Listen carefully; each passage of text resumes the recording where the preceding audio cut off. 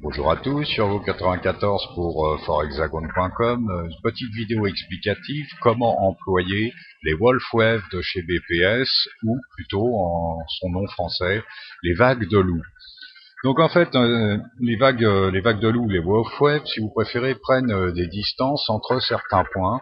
On peut utiliser de même le zigzag si vous voulez faire ça manuellement, c'est tout à fait possible, mais pourquoi se compliquer la vie puisque l'indicateur, lui, il fait ça tout seul.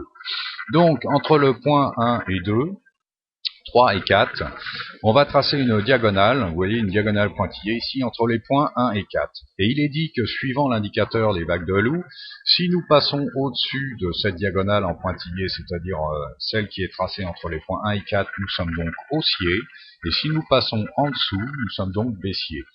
Bien sûr, bon, ces diagonales qui sont tracées entre les points 2 et 4 et 1 et 3, en général, indiquent la direction de la trend. Mais il y a toujours une possibilité de changement, et c'est pour ça qu'on trace une diagonale entre les points 1 et 4 pour savoir s'il y a une possibilité de renversement sur le cours de la parité. Là, on voit très bien, par exemple, que sur la diagonale 2-4, la trend est rejetée en ce qui concerne la UD-USD, et elle est confirmée aussi en même temps sur la diagonale qui est tracée entre les points 1 et 4.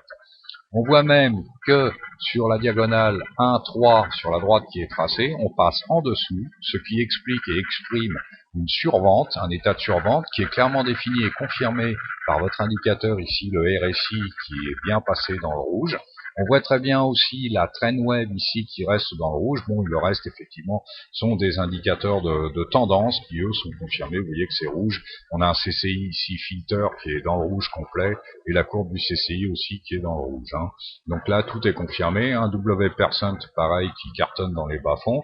Donc, vous avez cette Wolfwave qui est quand même assez excellente et qui vous donne justement, vous voyez, un état de direction comme quoi il n'y a pas ici, là, dans le cas présent, une possibilité de renversement du cours.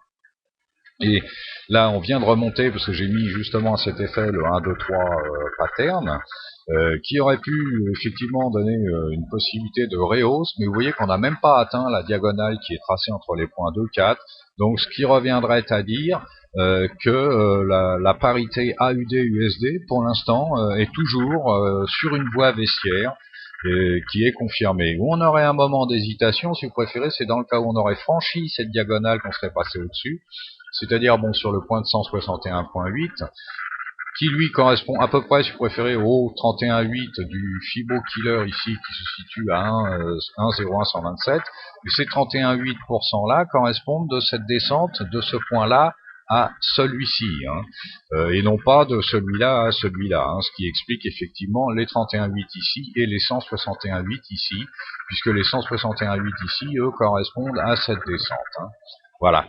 Donc, je vous laisse. Essayez d'utiliser cet indicateur en mode démo pour vous faire la main avec. Mais ceci dit, bon, je pense qu'il peut vous être utile de façon à renforcer vos décisions en matière de position. Voilà, c'était Yorgo94 pour forhexagone.com pour l'explication des vagues de loup. Je vous remercie, à bientôt.